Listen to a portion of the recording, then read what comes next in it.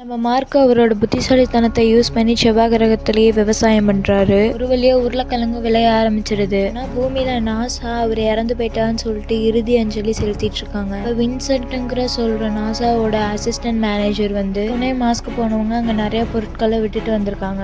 எல்லாம் விட்டுட்டு வந்திருக்காங்கன்னு சொல்லிட்டு ஒரு சேட்டலைட் மூலமா போட்டோ எடுக்கணும்னு சொல்றாரு. சரின்னு சொல்லிட்டு போட்டோ எடுத்து பாக்குறாங்க. ஆனா அப்பதான் அவங்களுக்கு ஒரு பெரிய அதிர்ச்சி காத்துட்டு இருக்கு. என்னன்னா அங்க இருக்க ரோவரும் சோலார் பேனலும் இடம் மாறி இருக்குது. பார்த்த உடனே தான் இவங்களுக்குலாம் மார்க் உயிரோட இருக்கிறதே தெரியுது. விஷயத்த நாசா மார்க்கோட டீம் கிட்ட சொல்லாமே மறைச்சிடுது. அவங்க மார்ஸ்ல இருந்து பூமிக்கு வர 1 வருஷம் ஆகும். ஆல்ரெடி 2 மாசம் ஆயிடுச்சு. அவங்க டீம் கிட்ட சொல்லி அவங்க திருப்பி அங்க போனாங்கன்னா அவங்க உயிருக்கு ஆபத்தாயிருன்னு சொல்லிட்டு எல்லாமே விட்டுறாங்க.